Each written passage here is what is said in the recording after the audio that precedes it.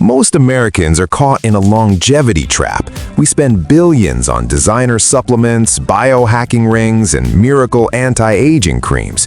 But look at the data. Despite the tech, chronic stress is at an all-time high, and our biological clocks are ticking faster than ever.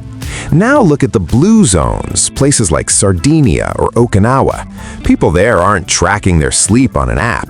They aren't drinking $20 buttered coffees, yet they're hitting 100 with the energy of a 60-year-old.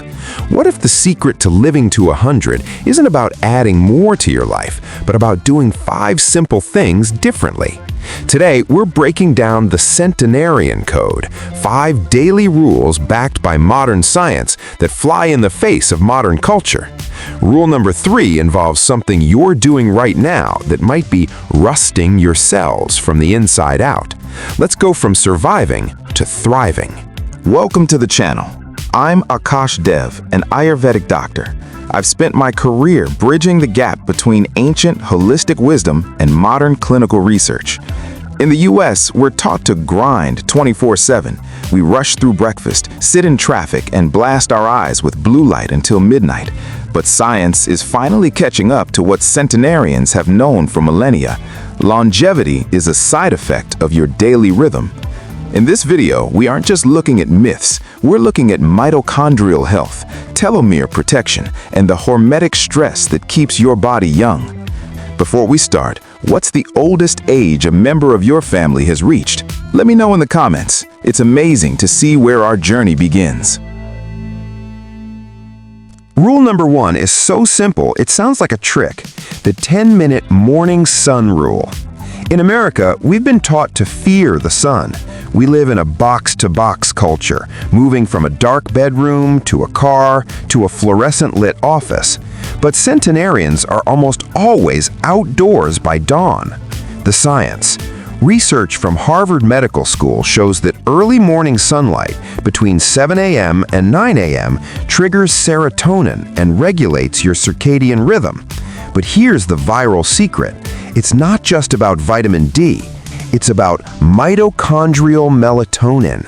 A study in the Journal of Pineal Research suggests that near-infrared light from the morning sun penetrates your skin and stimulates melatonin inside your mitochondria, the power plants of your cells. This acts as an antioxidant cleanup crew while you're still awake. Think of your body like a classic car. If you keep it in a dark garage 24/7, the battery dies. You need to pull it out, let the engine warm up in the light, and let it breathe. Action step.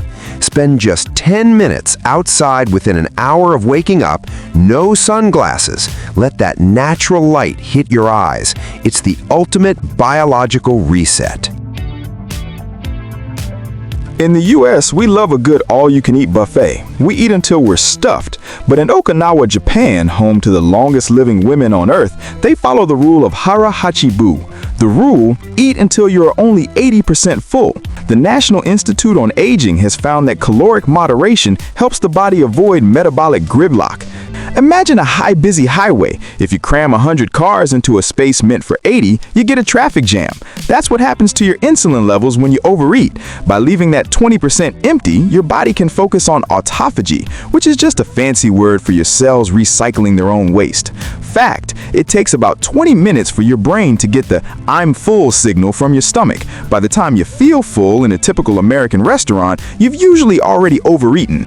If you're finding value in these secrets, hit that subscribe button. We're building a community dedicated to aging backward, and I'd love to have you with us. Just a quick reminder, I'm sharing this based on research and traditional wellness principles. This is for educational purposes and isn't a substitute for professional medical advice. Always consult your healthcare provider before changing your diet or routine. We are all an N of one, and what works for one body might need a little tweaking for yours. Here's a truth that goes against modern gym culture. Centenarians don't work out. They don't do hour-long, soul-crushing cardio sessions. Instead, they move naturally every 20 minutes. A study in the British Journal of Sports Medicine found that low-intensity steady movement, like walking, is often superior for long-term joint health and lowering cortisol compared to extreme sporadic workouts. The problem? Many of us sit for 8 hours, then try to make up for it by crushing a 45-minute gym session. This spikes your cortisol, the stress hormone. High cortisol tells your body to store fat and break down muscle. The Centenarian way? They garden, they walk to the market, they bake bread by hand. The action? Try the 10-minute walk after meals. This stabilizes your blood sugar almost as effectively as some interventions, with zero side effects. Rule number 4 addresses the biggest longevity killer in the West: late-night snacking. Most Americans eat their largest meal at 7 or 8 p.m., then snack while watching TV. Centenarians typically eat an early, light dinner, and then they stop. The science. This creates a circadian fast. According to researchers at the Salk Institute, giving your gut a 12 to 14-hour break overnight allows your body to shift from growth mode to repair mode. Think of your body like a restaurant. If customers, food, keep coming in until 11 p.m., the staff can never clean the kitchen. You need a closed sign so the janitors, your immune system, can mop the floors and prep for tomorrow. In many long-lived cultures, dinner is often a light vegetable soup or legumes. They eat like a king for breakfast and a pauper for dinner. The final rule isn't about what you eat, it's about who you love.